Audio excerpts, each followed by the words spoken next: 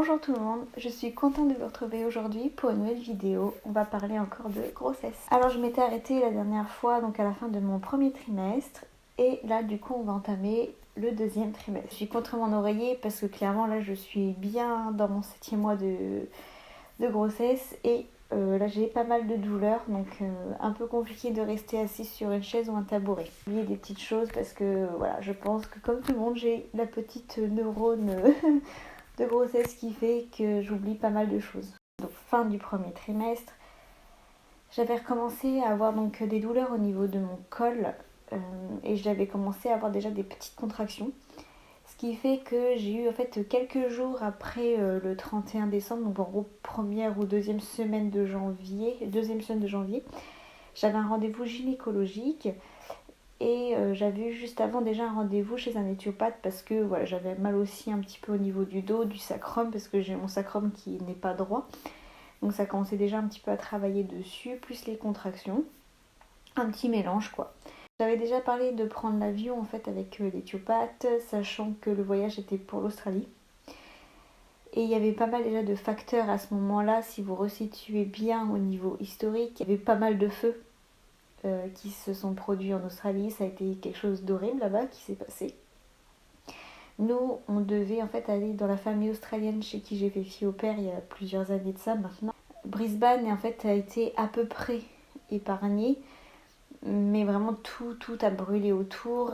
Déjà il y avait ce contexte qui fait qu'on n'était pas très emballé du coup d'y aller parce que moi je me voyais pas déjà aller à un endroit si c'était pas pour faire du bénévolat, parce que ça a été horrible pour les animaux, pour les gens, vraiment on va voir des petits koalas qui mouraient comme ça, des gens qui perdaient leur ferme, très dur. Et à côté de ça, le fait de faire 24 heures d'avion, que mon col était pas terrible et qu'en plus j'avais déjà des contractions, c'était pas très recommandé. Donc en fait j'ai quand même attendu de voir mon gynécologue. Et mon gyné m'a clairement dit que mon col était beaucoup trop fragilisé. Que si à la limite j'avais pu découper mon vol en deux et par exemple faire une semaine, je sais pas, dans un pays asiatique par exemple, et après aller là-bas, pourquoi pas. Mais c'est vrai que là, se taper quasiment 24 heures d'affilée avec juste une coupure de 2 heures, ça allait demander beaucoup à mon corps. Du coup, on en a conclu qu'on ne partait plus. Ça n'a pas été facile, hein. J'étais hyper déçue parce que ce voyage était prévu depuis quasiment un an. Mais il y a un moment où il faut faire des choix, et quand c'est des choix de santé, voilà, ça passe devant quoi. J'ai eu le droit du coup à un examen, même pour voir voilà, si j'avais pas des soucis même cancérigènes tout simplement. Parce que des cols comme ça qui sont très fragiles, qui saignent, voilà, moindre petit rapport, ou des fois il peut y avoir des saignements comme ça. Il peut y avoir des fois anguille sous roche. Du coup mon examen a été très très douloureux. J'ai clairement eu envie de mettre mon pied dans la figure du gynécologue, alors qu'il me fait jamais mal. Mais vraiment là voilà, c'était très très désagréable. Et du coup à peine il a touché mon col, de toute façon je me suis mise à saigner. Et j'ai eu pas mal de petits saignements sur la journée, et le lendemain j'en avais encore un petit peu, et sûrement j'avais quasiment plus rien. J'avais mon col qui vraiment était hyper fragile à ce stade-là, donc de toute façon j'avais plus le droit de travailler clairement. Donc comme j'avais une partie déjà en mode chômage, vu que c'était la fin de mon CDD, etc., et qu'avec ma micro-entreprise j'ai une partie chômage, une partie entreprise, bref on l'a joué comme ça. En gros c'était vous arrêtez, vous ne travaillez plus. Donc comment vous dire, quand vous vous sentez un peu diminué, voilà, début de 4e mois était très mitigé, hein. Souvent on dit ouais, 4e mois c'est la délivrance. Non, j'ai été très mitigée. En plus de ça, j'ai eu des retours de nausées qui s'étaient pourtant calmés en décembre, et là retour de nausées les 15 premiers jours de janvier, ça a été dur. Je vous ai parlé de problèmes de digestion avec le côlon irritable. Et ben tout ça s'est mélangé en fait avec les nausées. J'ai eu beaucoup de problèmes digestifs aussi ce mois-ci. Voilà, je me suis retrouvée plus d'une fois un peu allongée par terre de douleur. Je sais pas si je suis la seule ou si certaines d'entre vous ont ce genre de problème. D'ailleurs, je serais curieuse et j'aimerais bien savoir si certaines d'entre vous ont déjà ce problème de côlon irritable ou qui pensent l'avoir, et qui ont déjà eu ça pendant la grossesse, parce qu'en fait on se sent un peu seul dans ces moments-là.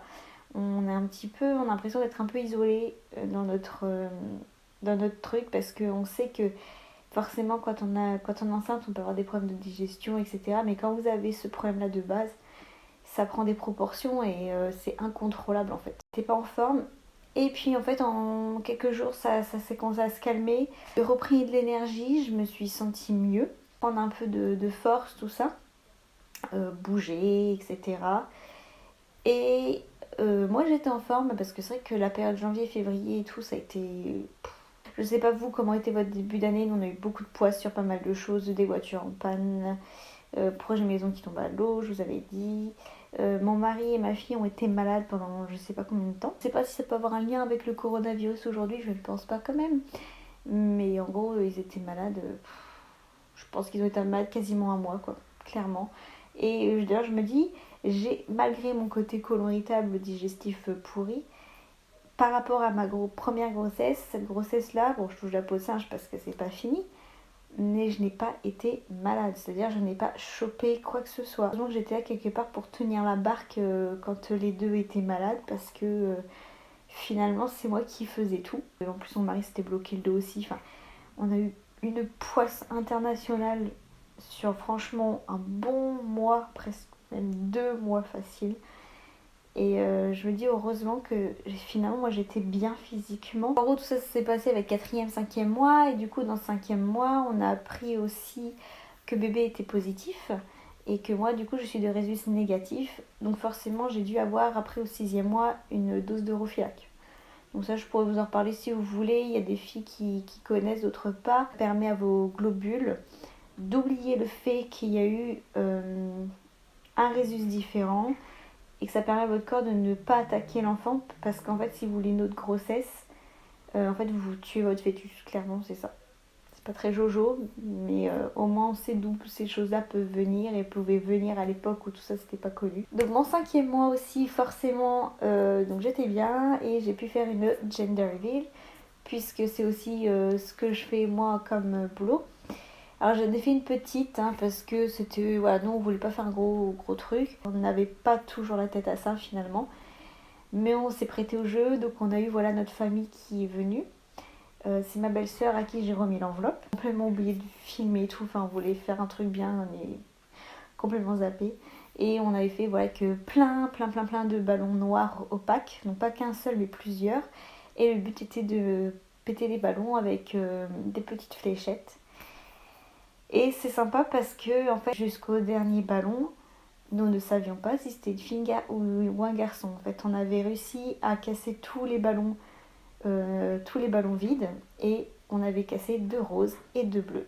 Et c'est le dernier ballon qui nous a dit donc qu'on attendait cette fois-ci un petit garçon. Donc 5e mois, ouais, j'étais plutôt aussi en forme.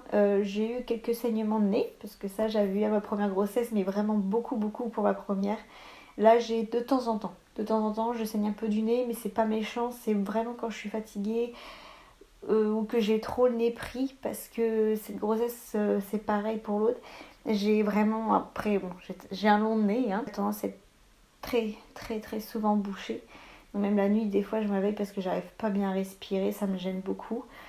Et voilà, donc j'ai eu quelques saignements mais c'est pas méchant. Et j'ai eu quelques douleurs aussi épigastriques. Mon utérus du coup devait remonter au fur et à mesure, ça devait trop compresser mon estomac et mes intestins. Le 6e mois, donc là on est parti pour un mois aussi qui s'est plutôt bien passé. Et plutôt bien physiquement parlant, mais nous sommes arrivés en fait en début de confinement. Donc ce début de confinement est arrivé pile poil avant en fait l'anniversaire de ma pépette pour ses 2 ans. Donc autant vous dire heureusement qu'elle a que 2 ans, parce que nous on n'est pas des personnes qui aimons voilà, acheter beaucoup de choses. On n'aime pas quand les enfants sont gâtés, trop gâtés. C'est pas notre philosophie de vie. Mais là on s'est quand même retrouvés à se dire la petite on devait faire des courses. On n'a pas pu aller faire des courses. Elle n'avait pas de cadeau. En fait on s'est dit petite mère, enfin voilà, prend 2 ans et on n'a rien. Bon, on lui a fait des crêpes, elle était très contente. Et ça a fait un peu bizarre. J'avais prévu quand même de lui faire un joli gâteau, parce que j'aime bien en plus faire de la pâtisserie ou cuisiner, choses comme ça. C'est une ambiance bizarre Et je pense que je suis pas la seule à le ressentir, hein. On est plusieurs, là ça commence à durer quand même depuis un bon bout de temps. La chose positive qui s'est passée, c'est que au moins j'ai mon mari à la maison, j'ai de la chance. Et au moins on prend le temps d'être ensemble, on a un jardin, on a des journées qui sont un peu plus belles ici. Et du coup on prend du temps pour nous. Et là c'est vrai qu'on a pu vraiment profiter au 6e mois d'être vraiment ensemble, de jardiner un petit peu, d'être avec la petite. On a vu son évolution. Par contre, 6e mois, début de grosses douleurs dans le dos qui reviennent, hein. Donc là pour vous dire, quand je vous ai dit je suis bien dans mon 7e mois, là je n'en peux plus. J'ai eu mes résultats sanguins, donc tout était bon, sauf j'étais très anémie en fer. Chose pour laquelle j'avais pas du tout ressenti quoi que ce soit. Je suis en plein traitement de toute façon. Et je suis obligée de prendre ce fer parce que je suis tellement basse qu'en gros j'étais à la limite de la transfusion. Donc je pense qu'aujourd'hui c'est bon parce que même s'il y a un peu de fatigue ça va. Alors pour celles qui prennent aussi du fer et qui justement ont des problèmes comme je disais tout à l'heure de côlon comme moi, je prends Oligobian. Parce que celui qu'on m'avait déjà mis la première grossesse, plus le nom, je ne le supporte pas, mais vraiment pas. C'est-à-dire que moi j'ai dit à mon gynécologue, si c'est pour me mettre ça, je ne le prendrai même pas parce qu'il me rend malade. Et on est parti sur Oligobian pour tester et ça se passe bien. Donc, j'avais vu aussi une sage-femme libérale, mais je l'ai vue que 2 fois. C'est pour ça avec le confinement tout tombe à l'eau. J'avais pour projet en fait cette fois-ci de faire de l'aptonomie. Première grossesse j'avais fait de la sophrologie que j'avais beaucoup aimé. Et deuxième je voulais faire de l'aptonomie. On n'a pu faire qu'un seul cours.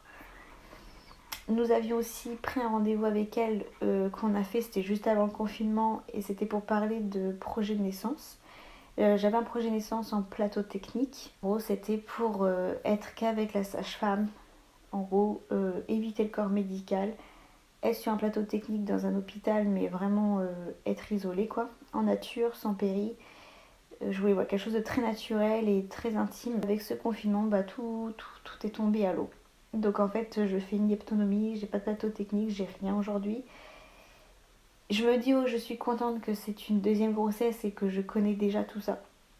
Parce que je connais pas mal de filles qui sont enceintes de leur premier et qui se retrouvent sans cours, que ce soit même de préparation à accouchement, quoi que ce soit.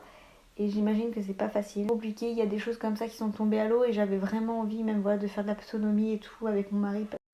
Je reprends, mon appareil s'était coupé. Donc du coup, tout est mélangé, vidéo, enregistrement, enfin c'est le bazar.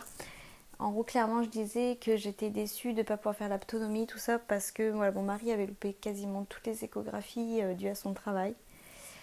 Que comme c'est un bébé surprise, j'avais envie aussi de créer une relation un peu plus spécifique. J'avais ce besoin aussi au niveau relationnel, avec tout ce qui se passe. Clairement, je sais qu'il faut faire abstraction, même si j'imagine que pour beaucoup de filles avec qui c'est leur premier enfant surtout, c'est très compliqué de gérer ça. Je vous envoie beaucoup de soutien, beaucoup de courage. Je vais terminer cette vidéo et je vous reprendrai pour des prochaines vidéos sur d'autres sujets. Prenez soin de vous surtout, faites attention à vous, prenez soin de vos proches. J'espère que vos familles iront bien aussi. Et je vous dis à très vite. Je vous remercie d'avoir regardé la vidéo. Si vous avez aimé, n'hésitez pas à mettre un petit pouce like. Et puis moi je vous dis à bientôt. Bye.